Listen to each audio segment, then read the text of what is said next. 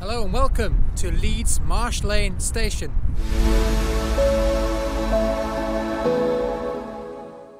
So here we are on the former site of Marsh Lane Station in Leeds. And we're going to have a look round and a full explore to find out what remains today of that station. But before we do, let's look back at a bit of history about the station. The Leeds and Selby Railway was incorporated in 1830 and opened in 1834. The Leeds Terminus station was on the north bank of the Aire at Marsh Street.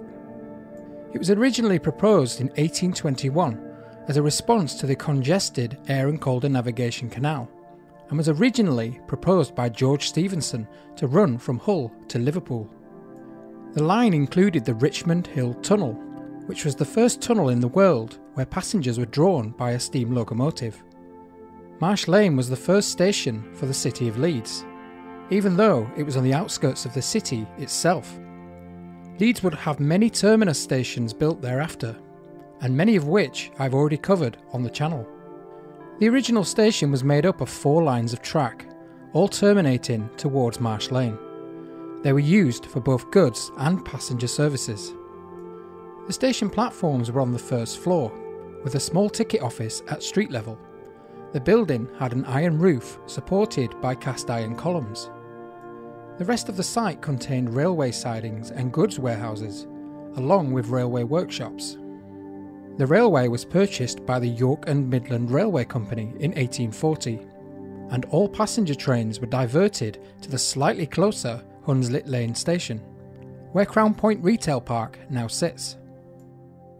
Marsh Lane Station was the original station for Leeds, the main station, and it wasn't very big. Having walked here today, it is quite a fair trek out of the city centre, so whether it would have been popular even now, I'm not sure.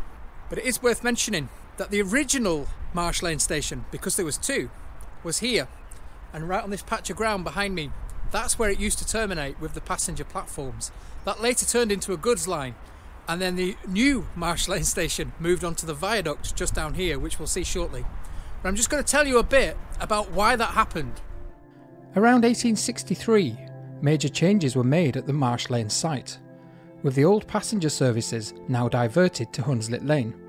The old station was demolished and a 6-storey grain warehouse was built in its place, and the whole site was redeveloped to handle goods traffic only. In 1869, a new viaduct extension was built through the city of Leeds, and into what is now Leeds City Station. This also meant that trains could run services directly through Leeds and connect to existing lines to the west of the city. A new Marsh Lane passenger station was built on the same site, but this time it was positioned on top of the viaduct at track level, with access again from Marsh Lane via a newly built ground level ticket office, only 100 yards from the old station. This station lasted until 1958, when it was eventually closed due to lack of use. There have been whisperings recently of reopening the old Marsh Lane Station, due to all the new residential developments in the area. But as of today, the land still sits abandoned, with trains passing through on their way to central Leeds. So now you're up to speed with the history of the station. We're now going to take a look round the site and explore all the amazing things that still remain today. So let's start here at this very bridge. Now this footbridge here is not the original bridge, but it does start on the original steps leading up to it. But right here, this is now a modern footpath across. But the old bridge would have spanned across all the tracks on this goods site here.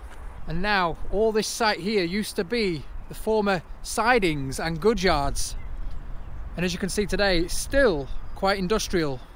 You can see the various levels and foundations from the old buildings that once stood here. So right in front of us there, you would have had a large goods shed. Over here, you would have had a load of railway sidings. And just in front of us there, on that concrete pad, you had a rather large grain warehouse, which was many stories high and stood, I believe, right up until the 1970s, when it was destroyed by a large fire. Now the actual Marsh Lane Station was just down here on the viaduct, just where these new buildings are. So today, directly in front of us, you've got the Leeds Selby line, which heads straight into Leeds City Station behind me.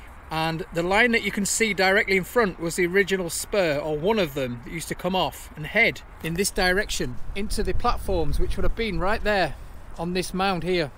The original Marsh Lane Station right there. This was also the site of the tunnel, so where the bridge is at just ahead there, that's where you would have entered the Richmond Hill Tunnel. Now it's no more than a large cutting. So I'm walking on the new footpath today, but like I said, this would have been a bridge that spanned all the tracks. So right where I am now would have been all the sidings through here. And then on this side, the goods site, like I said today, quite derelict. So there's a bit of excavation work going on here on this site. I'm pretty sure it's going to get developed soon. But what is that in the centre there? I thought for a second it was the edge of maybe a platform, a goods platform. But it looks like a giant rock to me. It's hard to tell. But they are digging down into the earth now and revealing what would have been here on this site at one point. So let's make our way around the perimeter of the goods site and then make our way down to the viaduct version of Marsh Lane Station. Now just on the corner of Shannon Street and Marsh Lane, you can see where it changes from this modern looking red brick, which I'm sure would have been an original wall at one point, now replaced, and into this old stone block that you see here, which is very familiar on the railways, and it goes all the way down the boundary here. Now as we get to this section here, I'm going to tell you about a famous accident that happened right here. A runaway train from the Neville Hill depot ended up coming to a stop here in the 1950s as it crashed through the old goods station and out onto Marsh Lane. It was diverted into the Marsh Lane site by a signalman who noticed it was unmanned to prevent it ploughing across the viaduct and into the Leeds City station. Now back to today, you can just see there the difference in colour on the brick, and also where part of the stonework has disappeared. That is the exact spot where the train crashed through that wall, off the lines and down onto the pavement here. And now we're just coming up to what would have been the grain store building, which would have been situated right here on this piece of land, in this gap in the wall, and on that concrete pad right there. It would have been quite a vast building up there, and what remains of some old railway buildings here, and then an old gateway which should have gone directly into the goods site and the grain store right here. Just look at the size of those stone blocks there. They're absolutely massive. They're so thick, probably 2.5 feet thick and a good 12 feet high. And there was another goods building just down here on the viaduct as well. You can see where, if I zoom in for you, you can see where it's been demolished against the viaduct there. And then the viaduct that's still intact on this side, which is where the station would have started, right here. So all the platforms would have been just on top of there. Again, just a closer look at one of these old railway buildings here. So this could have been some kind of a, I don't know, gatehouse or anything really, an office of some kind. It's hard to tell with these places being so vast.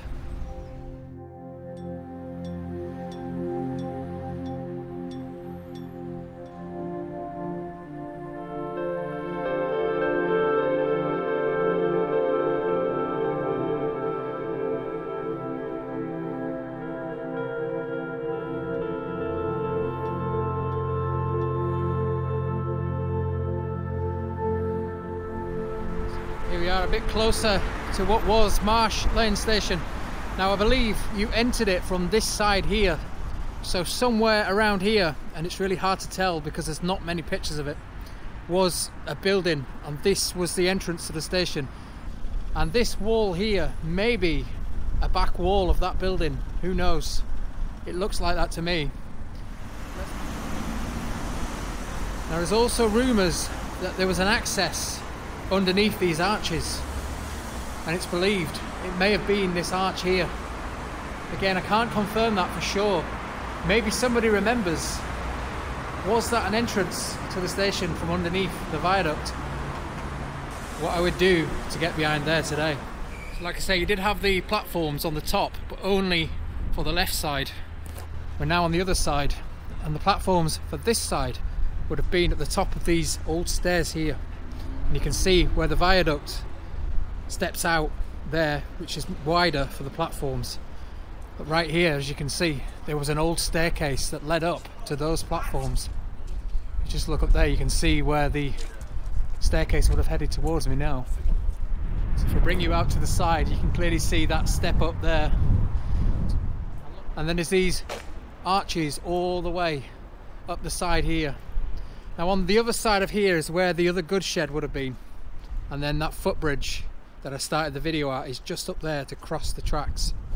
Now I have a few pictures to show you which were taken from these stairs here, looking across the platforms to the other side and the station building that was on the other side.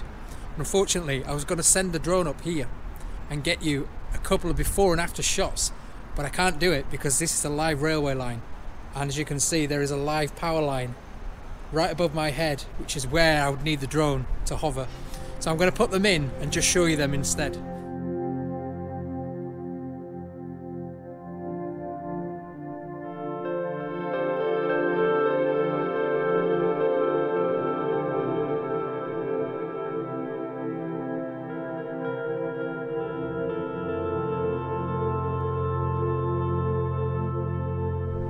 All these old viaducts here that are now bricked up or are small businesses, I have no doubt that these would have been open and you could have probably walked through to the other side where the goods side was, and they would have probably brought the goods through here. We're just a bit further up now from where those stairs were at the station, so this would have been the platform on this side. You can see where the wall changes and then stops. So just before we wrap up the video, I spotted this earlier and I wanted to show you it right at the end. If you zoom in over there, it's what looks like an old goods platform coming in from the old sidings that used to be here. It's hard to tell. You can see one of the railway tracks still coming in there, and up to where the Richmond Hill Tunnel would have started, right where that bridge is there. But we'll cover that in the next video, so keep your eyes peeled for that, because there's a very interesting story to tell about the Richmond Hill Tunnel.